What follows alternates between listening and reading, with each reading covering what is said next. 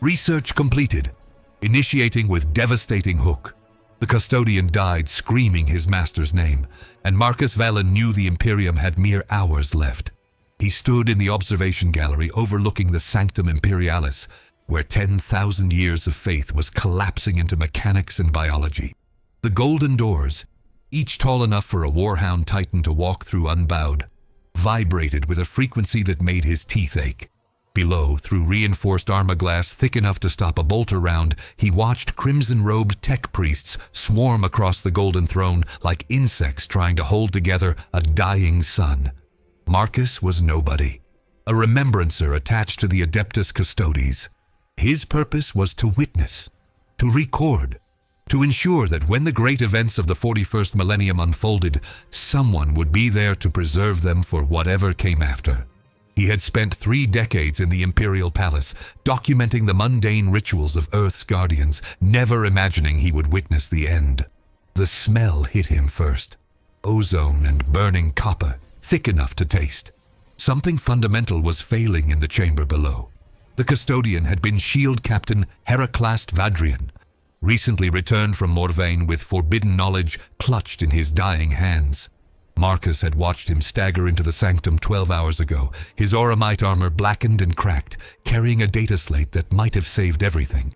The tech priests had swarmed him. Within 6 hours, the repairs had begun. Within 9, the first catastrophic failure had cascaded through the throne systems. Within 11, Vadrian had collapsed, his enhanced biology unable to withstand what the throne was emanating.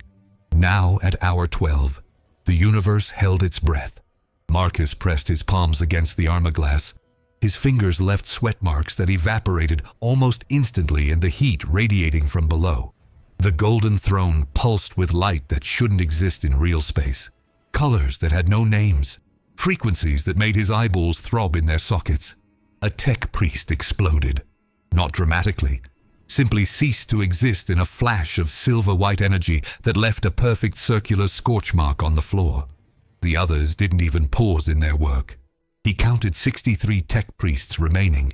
They moved with desperate precision, fingers flying across interfaces that were older than human civilization, making adjustments to machinery that nobody truly understood anymore. The mechanicus had been trying to repair the throne for generations. Every attempt made things worse. This was different. This was the endgame. Marcus could see the Emperor, or what remained of him, the withered husk seated upon the throne, wrapped in cables and tubing and devices that blurred the line between man and machine. For 10,000 years, that corpse had sustained the Astronomicon.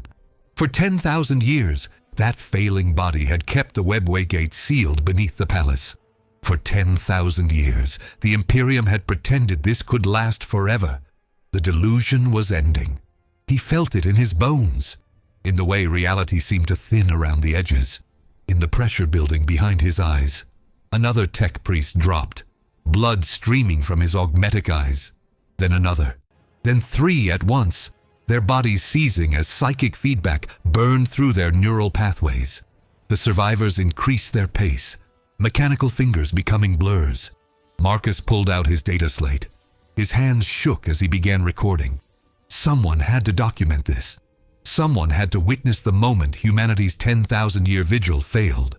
The first tremor was subtle, a vibration in the floor. The second was not. Dust rained from the vaulted ceiling of the sanctum, and somewhere deep in the palace, alarms began to wail. He knew what was happening. Every scholar in the Imperium knew, though they whispered it only in their darkest moments. The golden throne held shut a wound in reality. A gate to the webway that Magnus the Red had shattered during the heresy. Beyond that gate, demons pressed against the Emperor's psychic shield like water against a failing dam. The Emperor's consciousness spread across the warp, while his body rotted, held them back through force of will alone. But will, no matter how divine, could not overcome mechanical failure. The throne's systems were dying, had been dying for millennia, but slowly, buying time with the sacrifice of psychers and the desperate maintenance of tech priests who understood less with each passing generation. The catastrophic damage from Vadrian's repairs had accelerated the process beyond recovery. Marcus watched a tech priest collapse, his skull cracking against ancient machinery. Nobody moved to help him. The light from the throne changed, became unstable, flickered. For a fraction of a second, the Astronomicon died. Marcus felt it. Every human soul in the solar system felt it. The psychic beacon that made interstellar travel possible, that connected 1,000,000 worlds across 50,000 light years, simply ceased to exist. Navigators across Terra screamed. Astropaths fell into seizures. Even baseline humans like Marcus felt the sudden, terrible absence.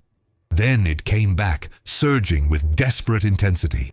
The Emperor's will, fighting to maintain what must be maintained. But Marcus could see the instability, the flicker and pulse of a light that was running out of fuel. A tech priest turned to the observation gallery. His augmetic eyes locked onto Marcus through the armor glass. The man's mouth opened, and sounds emerged that were not human language, were not any language at all. Pure data, compressed into acoustic form, desperate to be preserved before oblivion took them. Marcus's data slate captured it all. The throne convulsed. Golden metal that had survived 10,000 years of abuse shrieked and twisted. Cables as thick as a man's torso snapped with sounds like artillery fire. The Emperor's body jerked, and for one impossible moment, Marcus thought he saw the corpse's eyes open. No, that was impossible. The Emperor's consciousness existed in the warp, not in that shriveled flesh, but he could have sworn he saw those ancient eyes focus. On the throne, on the failing systems, on the tech priests dying to preserve what could not be preserved. On Marcus himself, watching from above. A voice filled his head. Not words, concepts.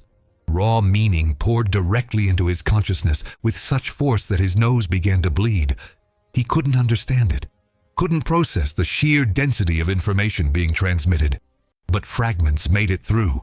Images, warnings, promises, lies. The voice told him things about the throne, about what the Emperor had intended, about what had gone wrong, about choices made in the depths of the heresy that had led, step by inevitable step, to this moment. It told him the truth about what would happen when the throne failed. Marcus screamed, fell to his knees. His data slate clattered to the floor, still recording. The golden doors began to glow. Not reflected light, actual luminescence, as if the metal itself was heating to plasma temperatures. The tech priests abandoned their stations and ran. Centuries of conditioning couldn't overcome the primal terror of what was manifesting. The webway gate was opening. Marcus dragged himself to the armor glass. His vision blurred with blood and tears. Below, the throne was tearing itself apart, 10,000 years of accumulated damage finally finding release. The Emperor's body sagged against restraints that were no longer functional, held upright only by the cables that had sustained it for so long. And behind the golden doors, reality was unraveling. He could see it, through the widening cracks, through the gaps where metal was sublimating into energy. A glimpse of impossible geometries, colors that should not exist, movement that violated the laws of physics. The webway beyond was not empty. It had never been empty. For 10,000 years, the Emperor had held shut a door that led to the worst nightmare the Imperium had ever faced. Not just demons, not just the enemies of the heresy. Something older, something that had been waiting, gathering, preparing for the moment when the gate would finally open.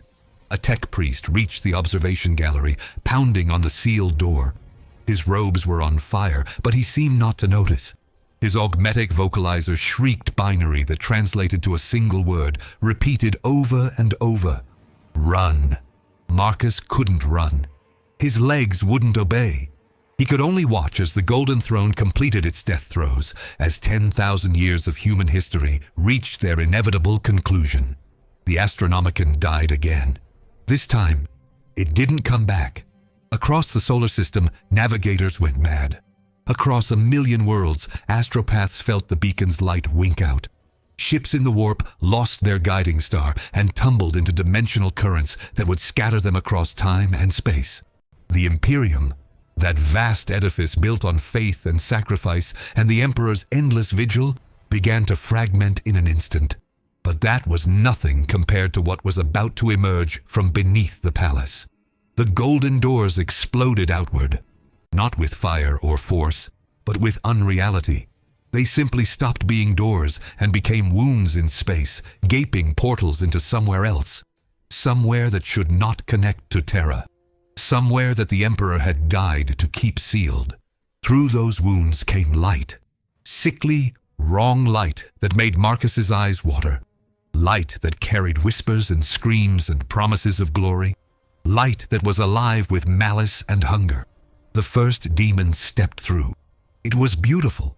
Impossibly, horrifyingly beautiful. Its form shifted between states of matter, between concepts of existence.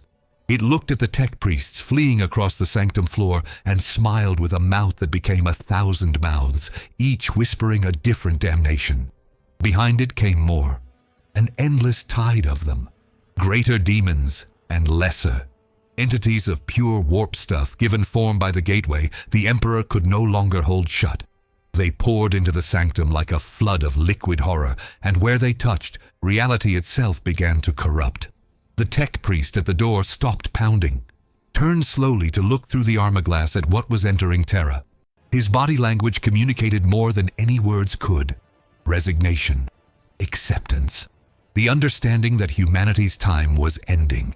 Then something else emerged from the webway, something that made the demons scatter like frightened animals. It was tall, taller than a titan, taller than the golden doors themselves. Its form was wrapped in darkness that wasn't darkness, in absence that consumed light and sound and thought. Marcus couldn't see it clearly, couldn't force his eyes to focus on its shape, but he felt its presence like a weight on his soul. This was what the Emperor had feared. This was what the throne had been built to contain. It turned its attention to the withered corpse on the golden throne, to the broken, failed mechanism that had imprisoned it for 10 millennia. To the Emperor himself, whose consciousness still fought desperately in the warp to maintain barriers that no longer existed in real space.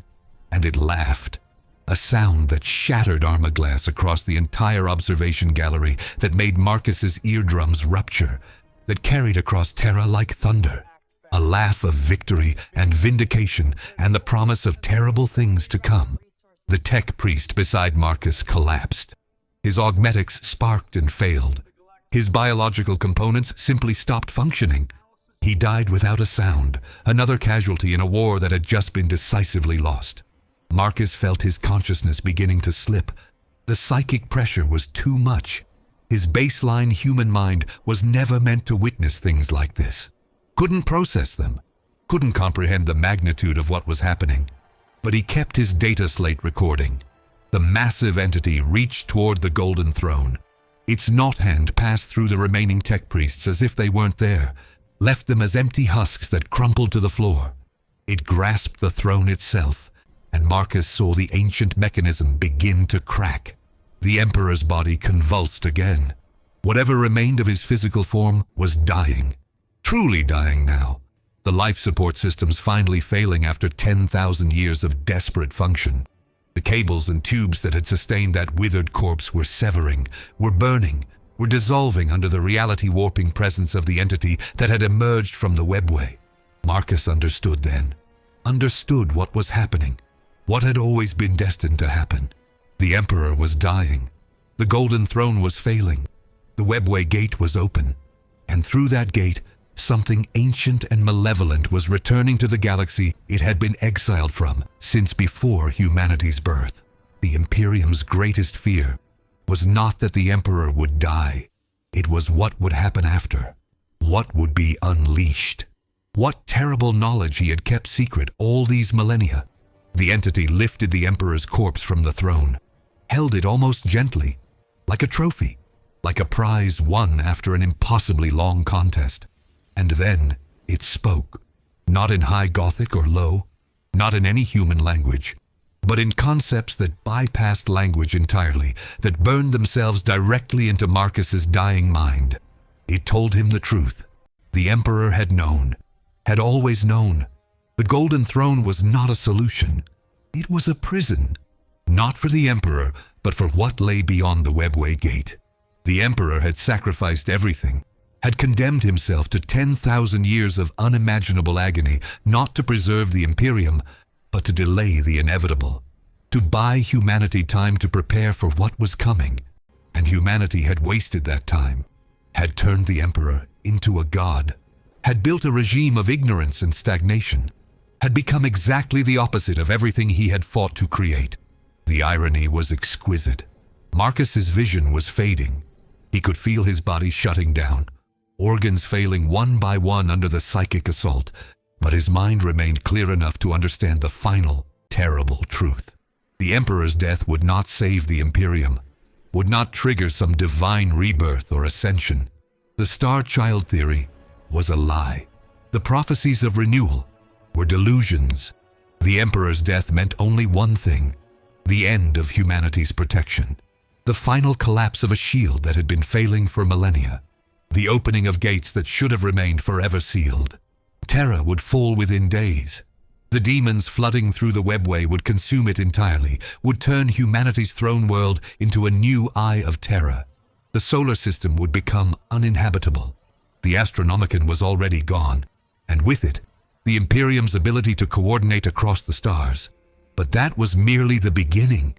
The entity holding the Emperor's corpse began to change, to transform. The darkness around it thickened, spread, began seeping into the walls of the sanctum itself. Marcus watched as reality started to warp, as the physical laws that governed Terra bent and broke under the entity's influence. It was claiming the throne world, making it its own. The last thing Marcus saw before his consciousness failed was the entity lowering the Emperor's corpse into the ruins of the Golden Throne. Not reverently, not with malice, simply placing it there, in the seat it had occupied for 10,000 years, like returning a used tool to its proper place. Then it looked up, directly at Marcus, directly through the broken armor-glass, through the blood pouring from his eyes, through his failing body, into his dying mind. And it smiled. His data slate captured everything. The smile, the entity, the flooding demons, the death of the throne, the end of the Astronomicon, the final moments of the Emperor's physical form. All of it stored in crystalline memory that would somehow survive what was coming, because someone needed to remember. Someone needed to preserve the truth of this moment. When humanity finally fell, when the Imperium collapsed into the darkness it had always been racing toward, when the species that had conquered the stars was reduced to scattered survivors hiding from horrors they couldn't comprehend, someone would need to know how it happened. Marcus Vallon had witnessed the end, and his record would endure long after he was gone, long after Terra was consumed, long after the last human drew their final breath. The observation gallery filled with darkness, filled with the screaming of demons and the laughter of an entity that had waited 10,000 years for this moment, filled with the death rattle of an empire built on lies and sustained by sacrifice. Marcus's heart stopped. His brain starved of oxygen. His neurons fired their last desperate signals. And in that final moment of awareness, he understood the greatest irony of all. The Emperor had been right about everything. About the nature of humanity, about the threats they faced, about the future that awaited them. He had seen it all, had fought to prevent it, had sacrificed everything to delay the inevitable, and he had failed anyway. Because some fates cannot be avoided. Some endings are written in the fabric of reality itself. Some nightmares are patient enough to wait for eternity. The Golden Throne's failure was not a tragedy. It was the punchline to a joke 10,000 years in the making, a cosmic jest at humanity's expense, the revelation that all their faith, all their sacrifice, all their desperate hope had been for nothing. The Imperium was dead. They just didn't know it yet. But soon, very soon, they would. The data slate survived 3 days longer than Marcus Vallon. It tumbled through the ruins of the observation gallery, through corridors that no longer obeyed Euclidean geometry, through spaces where Terra's reality was being rewritten. The crystalline memory core, protected by technology from the Dark Age, endured temperatures that melted ceramite and psychic pressures that drove servitors to self-destruction. On the 4th day, a golden hand retrieved it. Captain General Trajan Valoris stood in what had been the Hall of Leng, though the hall no longer existed in any meaningful sense. The walls breathed. The floor rippled like water. The ceiling showed stars that weren't in any constellation humanity had ever mapped. Around him, his custodians maintained a perimeter that reality itself seemed reluctant to breach. 10,000 years of preparation had led to this moment. The custodians had always known the throne would fail, had contingencies within contingencies, had sworn oaths that transcended the Emperor's death, but they had not prepared for this. Valoris activated the data slate with hands that had killed demons and traitors, and everything in between. Marcus Valen's final recording played across his retinal display. He watched it in silence, watched the thrones collapse, watched the entity emerge, watched the truth unfold. Captain General, Shield Captain Constantine Valdor, impossibly ancient, impossibly alive, emerged from the warp-corrupted shadows. His armor bore scars that predated the Imperium itself. "The palace is lost. We must fall back to the contingency position." Valoris didn't respond immediately. He was watching the moment where the entity touched the Emperor's corpse, watching it speak truths that made even his enhanced mind recoil. He knew, Valoris said quietly. All along, he knew this would happen. Yes, Valdor's voice carried weight that crushed lesser men. The throne was always a delaying action. We have bought 10,000 years. Now we spend what was purchased. Around them, the palace was dying. Not being destroyed, being transformed.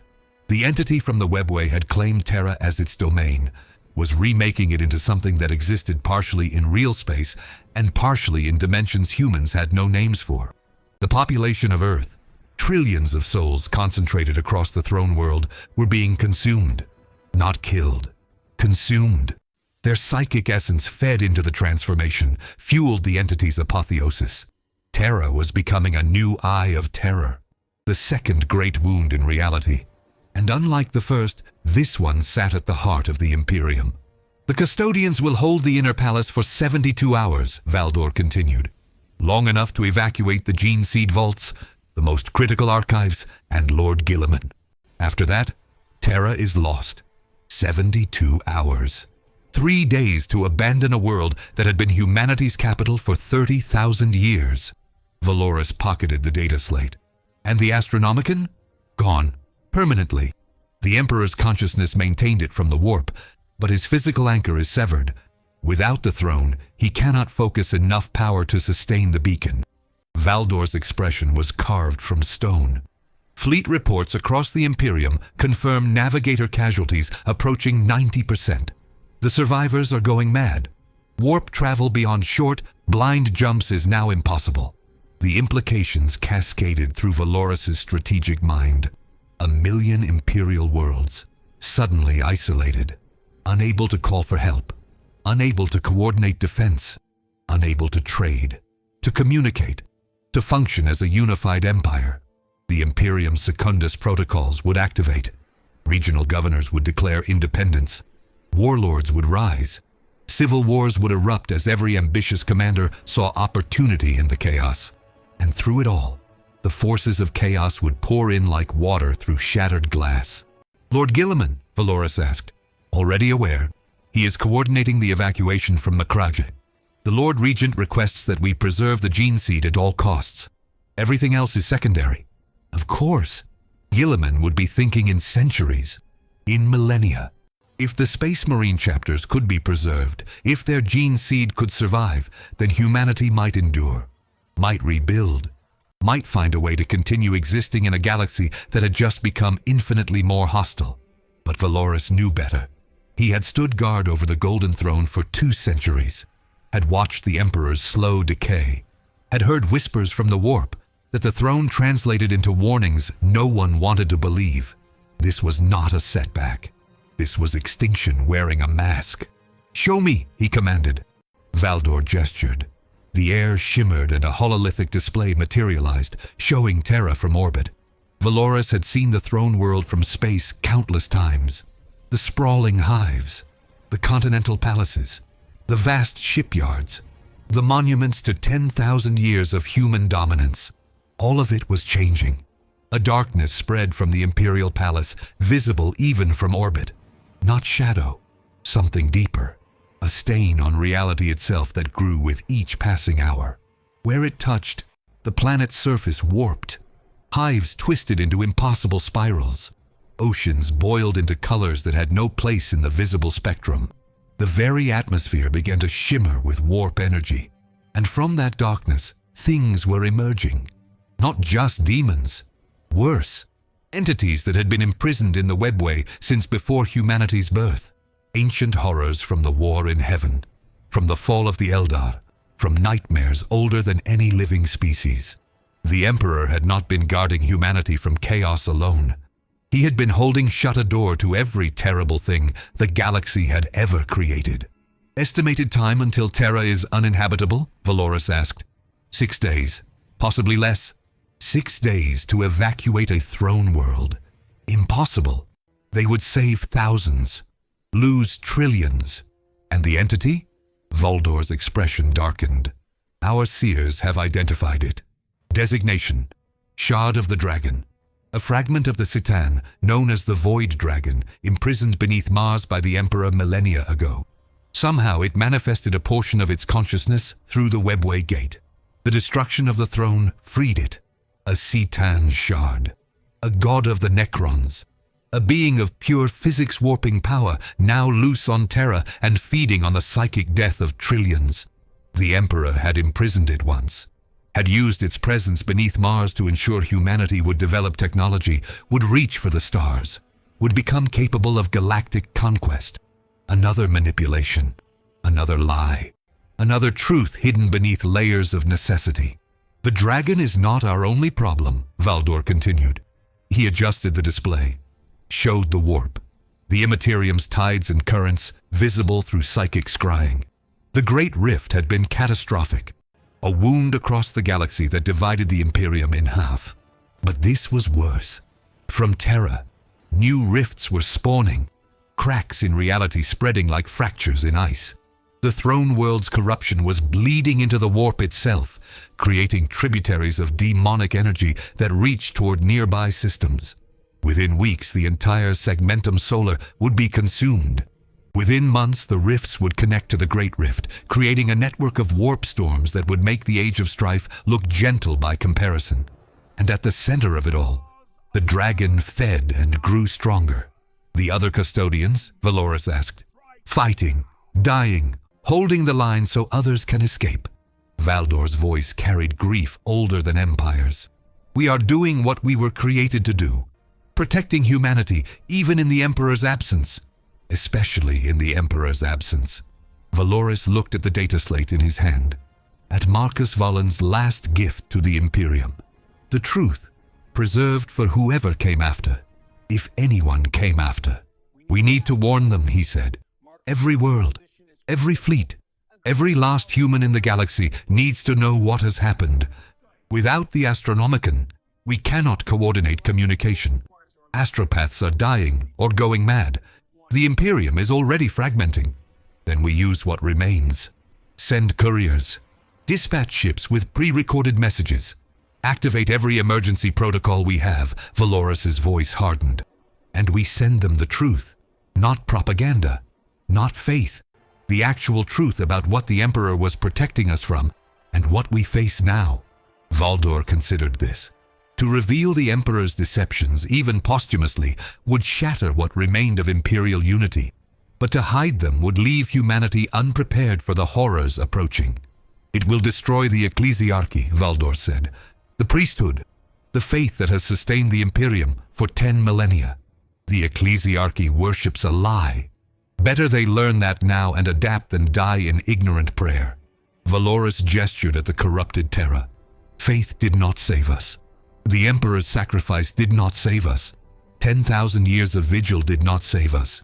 Humanity must evolve or perish. A massive tremor shook the palace. Somewhere distant, a structure collapsed. The entity was feeding, growing, extending its influence.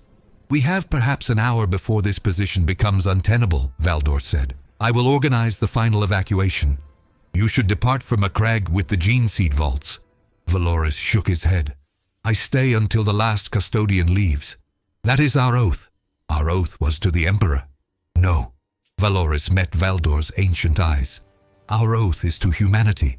The Emperor was the means, not the end. He understood that, even if we forgot. For a long moment, the two custodians stood in silence. Around them, the palace died. Above them, Terra burned. Behind them, 10,000 years of history crumbled into myth and memory. Then Valdor nodded. 72 hours. We hold for 72 hours. After that, Terra belongs to the dragon and its spawn. Then we make every second count. Aboard the strike cruiser Scion of Eventide, navigator Cassian Bellis felt his third eye burning in its socket. He had been one of the lucky ones. When the Astronomicon died, he had been outside the warp, transitioning near Kolth. The psychic backlash had merely blinded him temporarily instead of destroying his mind entirely. But he could feel the void where the beacon had been, could sense the terrible absence at the heart of the galaxy.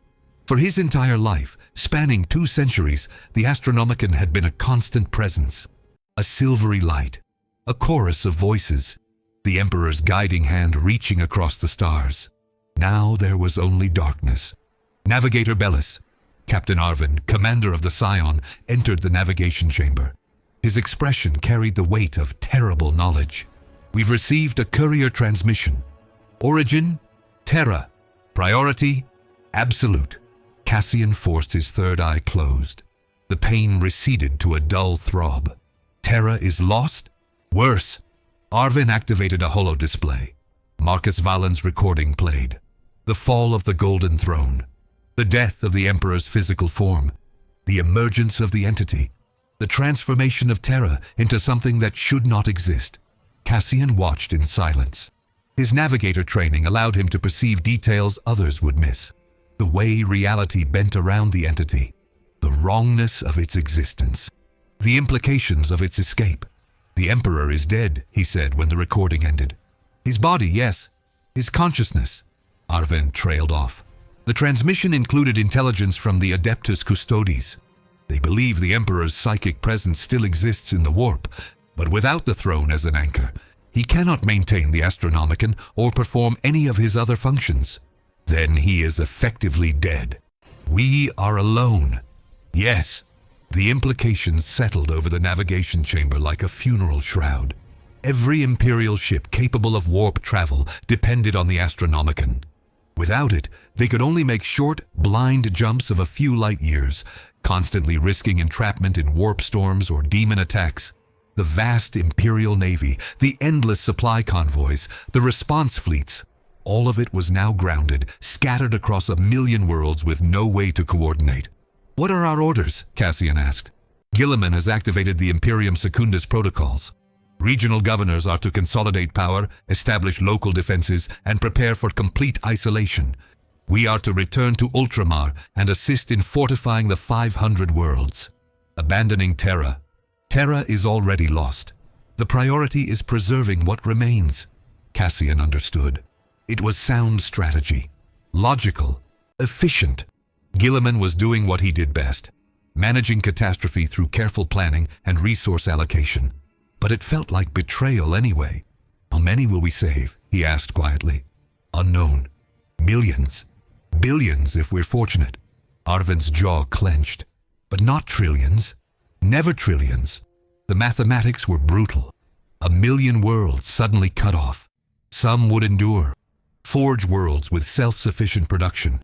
Agricultural worlds that could feed themselves. Fortress worlds with defenses sufficient to withstand decades of siege. But most would not. Hive worlds dependent on food imports would starve within months. Industrial worlds reliant on raw materials would collapse. Frontier colonies would be overrun by Xenos or turned by chaos cults. The vast, interconnected web of the Imperium would fragment into isolated clusters, each fighting for survival. And through it all, the forces of chaos would advance unopposed. What of the other Primarchs? Cassian asked. Lionel Johnson? Corvus Corax? Jagatai Khan? The Emperor had sons who might return. If they exist, they make no appearance now, when we need them most. Arvin deactivated the display. We face this with what we have. Guilliman. The remaining Space Marine chapters, the Imperial Guard, the Navy, and whatever courage humanity can muster. It would not be enough. Cassian knew that with the certainty of a navigator who had spent his life reading the warp's currents. The galaxy was entering a new age, an age of darkness that would make the Horus Heresy look like a border skirmish. "How long do we have," he asked, "before the Imperium collapses entirely?" Arvin considered this. Years. Decades, perhaps, if we're disciplined. But the Imperium as we knew it, that died with the Astronomicon. Then we begin again. Yes, we begin again. On Mars, Fabricator General Udia Raskian stood before the Noctis Labyrinth and contemplated the extinction of everything he knew. Deep beneath the red sands, the Void Dragon stirred. Its main consciousness remained imprisoned, bound by wards the Emperor had placed millennia ago. But a fragment had escaped, had manifested through the Webway Gate, and now fed on Terra's corruption. The dragon was waking. Raskian could feel it through his augmetics, through the noosphere that connected all of Mars's tech priests. A presence older than humanity, older than the mechanicus, older than the concept of technology itself. It whispered promises of perfect understanding, of divine knowledge, of transcendence through union with the machine god. It was beautiful. It was terrible. It was inevitable. Fabricator General, Magos Dominus Faustinius approached, his robe scorched from fighting the demon incursions, bleeding through from Terra. The dragon's awakening is accelerating. We estimate 48 hours until it breaks containment. 48 hours. 2 days until the Void Dragon escaped fully and consumed Mars just as its shard was consuming Terra. "Begin evacuation protocols," Raskian ordered. "Priority Alpha. Preserve the STC fragments, the Gene Seed Forges, and the Titan Legions. Everything else is expendable." Fabricator General, we can't evacuate Mars in 48 hours. The population will die. Raskian's voice was flat, mechanical. As will we all, eventually. But the knowledge must survive. The technology must endure. That is the Omnissiah's will. Faustinius hesitated, then nodded. Efficiency over sentiment. Logic over emotion. The mechanicus way. But Raskian felt something that his augmetics could not fully suppress. Grief. For the Forge world he had served for 3 centuries. For the tech priests who would perish. For the dream of the machine god that was revealing itself to be a lie wrapped in older, crueler truths. The Emperor had imprisoned the Void Dragon beneath Mars deliberately, had used its presence to inspire human technological development, had manipulated the mechanicus into worshipping the very thing he had bound. Another deception, another necessary evil, another price paid for survival. And now that price was coming due. Raskian watched the evacuation begin. Vast transport ships rising from forge temples, carrying what could be saved. Millions fleeing.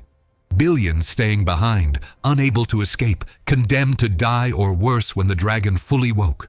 The Imperium was collapsing. Terra was lost. Mars would fall within days. The Astronomicon was dead.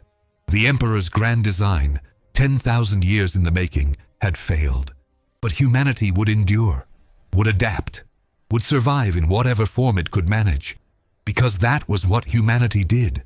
Endured, adapted, survived.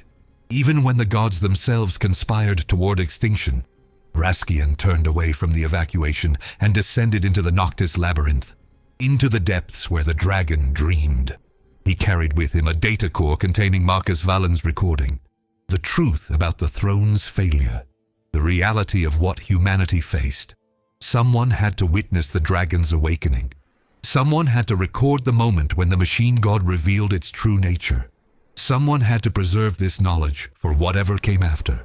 Raskian had spent his life seeking understanding. Now, in his final hours, he would achieve it. The dragon waited in the darkness below, and Raskian descended to meet it, knowing he would never return.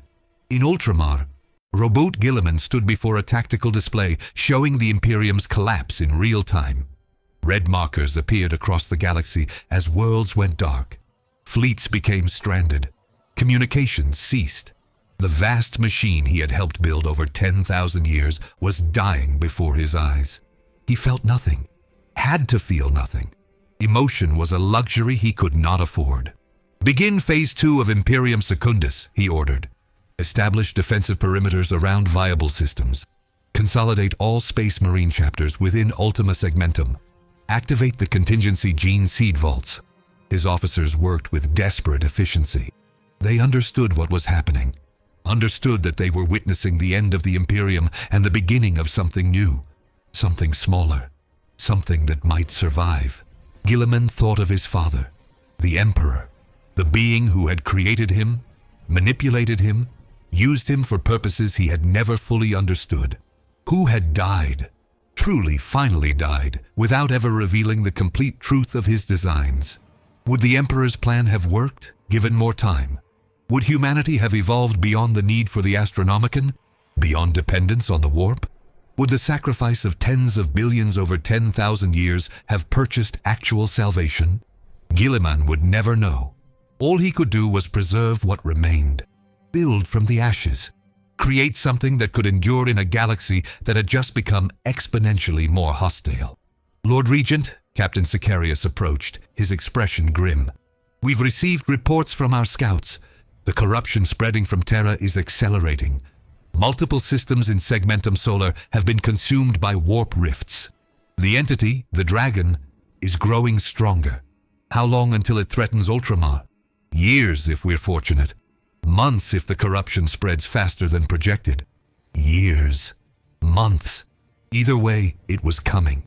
The darkness that had consumed Terra would spread until it devoured everything, unless they found a way to stop it." Guilliman pulled up Marcus Valen's recording, watched it for the 100th time, studied the entity that had emerged from the webway, analyzed its movements, its behavior, its apparent goals, and slowly, a possibility formed. "Prepare a strike fleet," he ordered. "Astartes crewed, fastest ships we have. I need a team capable of operating in warp-corrupted space and surviving against impossible odds." "Lord Regent?" The dragon claimed Terra, made it its domain, but it's still consolidating power, still transforming the planet to suit its needs, which means there's a window. Brief, narrow, but present. "You intend to assault Terra?" "I intend to recover something the dragon may not yet realize is valuable." Guilliman gestured at the display. "The Emperor's body may be dead, but his gene seed is not. If we can retrieve even a fraction of it, we might be able to create new Primarchs, new leaders capable of coordinating humanity's survival." The implications rippled through the command chamber. It was audacious, desperate, almost certainly suicidal, but it was also the kind of long-term thinking that might save the species. "I will lead the assault myself," Guilliman declared. "Prepare my armor of fate.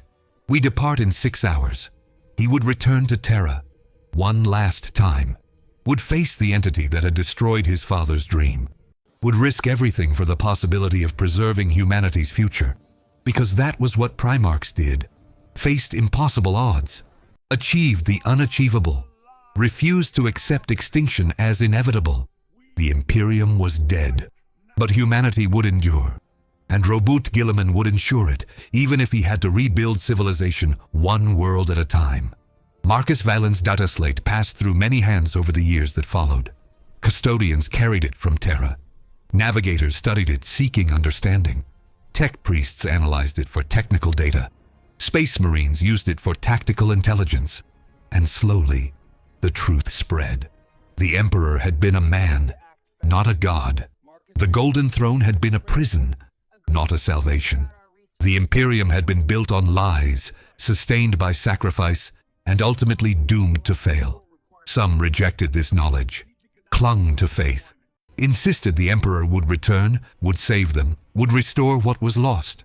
Others accepted it, adapted, began building something new from the ruins of what had been.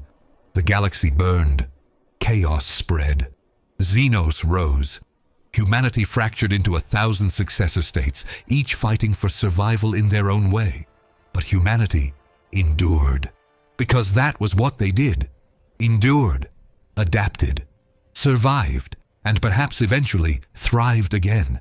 But that would be a story for another age, another civilization, another species that would rise from the ashes of the Imperium and claim the stars as their birthright. The age of the Imperium was over. The age of survival had begun. And Marcus Valen, dead for years in the ruins of Terra, had witnessed the moment when everything changed. His data slate would ensure no one forgot.